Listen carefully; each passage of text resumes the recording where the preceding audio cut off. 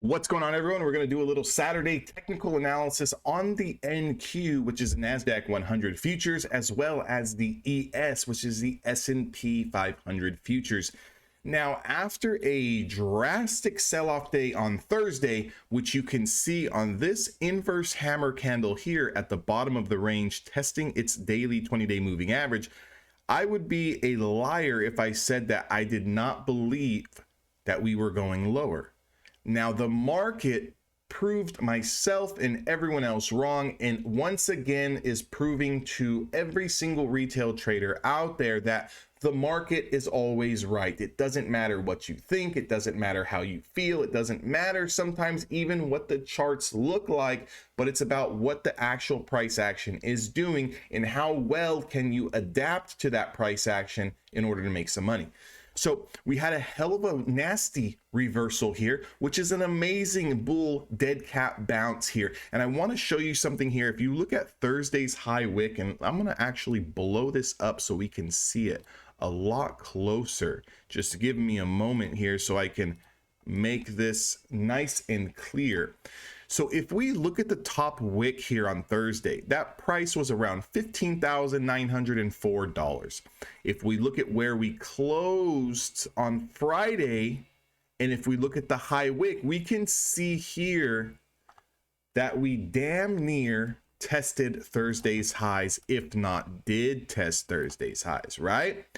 So by looking at that price action, you can see here a very definitive line in the sand that the bulls, if we do recover this 15,904 area, could potentially start to push up back into the 16,000s.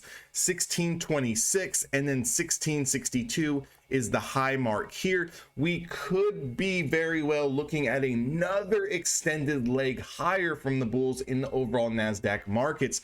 Now, again, because this bounce was so aggressive, could we see something like this where we do break price action and kind of pull back into the range, maybe finish on an inside bar day, chop around for 1, 2, 3 days before actually busting out to the high side? Of course, but as long as we do not lose these lows and the 20-day moving average here, this down move followed by this consolidation that lasted over a week now definitely looks like if we bust through the 15,094 that we could potentially go on a next leg higher. Now, one thing that I would do keep in mind is that if we do put in a high on this coming week in August, and then we do lose this area and once again try to reclaim that 15,904 area and get rejected, we could be very well looking at that extended back test. And that extended back test, I would say, would take us into the $15,000 area, which is going to be this rising 50-day moving average. So again, what are we looking for coming this week? What are we looking for to start August? What we are looking for here is the confirmation of 15,900 back into the 16,000s. If we can get a confirmation of Friday and Thursday's highs here, I would definitely be long-sided bias and more so looking for those long setups, even if we're day trading or we're scalping.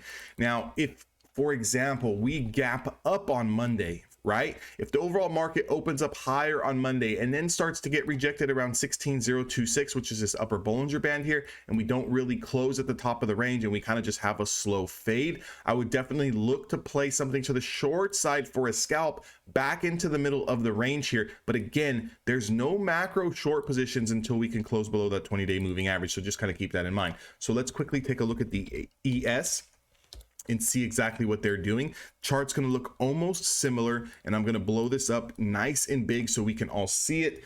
If we look at this consolidation here, this pitter patter for 1, 2, 3, 4, 5, 6, 7, 8, 9, 10, 11, 12 days ever since breaking this top channel here, this is 2 weeks worth of sideways action that the ES has been in here with highs over that 46.34 and the lows being here at the bottom channel. That's going to range from around 45.35. If we look at the exact price of these lows here, we'd be looking at 45.50s. So if we stay within inside this box, I would be looking for the potential breakout over Friday's highs, over 46.34, to potentially put in a new high. And if we can put in that new high, look for the back test, because again, these are always some of the strongest setups, is when you get the breakout followed by the retest, consolidate, and then the push higher. You're going to want to be putting your money into this move for an extended move, and you're going to want to play the breakout through here. So your breakout scalp would be here, and then your extended move for a potential swing trade or multiple day kind of carry on would be on the retest bounce. Again, nothing to the short side, not to say because we had an aggressive downtrend here back into supply followed by an aggressive bounce here. That's not to say that we don't have an aggressive sell off come next week. However, in order for me to really start licking my chops, I'm going to need to lose Friday and Thursday's lows to potentially backtest this 20-day moving average for my short positions. So again, I'm coming into the week a little bit long biased here.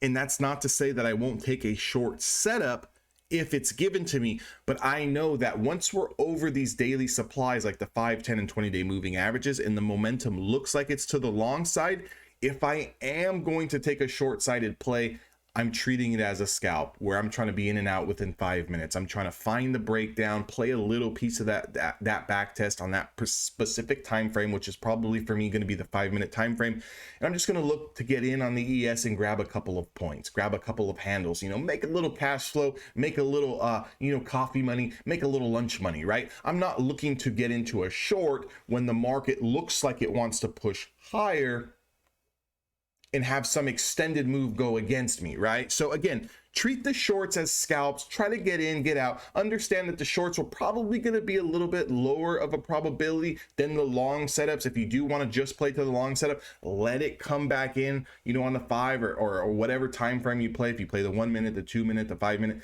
let it come into the supports, let it pitter patter around, let it bounce, and then try to catch the bounce using the lows as stops. So again, if you guys want to learn how to trade a little bit more, definitely join the room over at evolutiontraders.com. All of those links are down in the description box below. If you guys are looking to get into trading futures and you want to trade with a prop firm, I work with 3 fantastic prop firms. Those are all listed down below as well. And I'll see you guys all in the next video.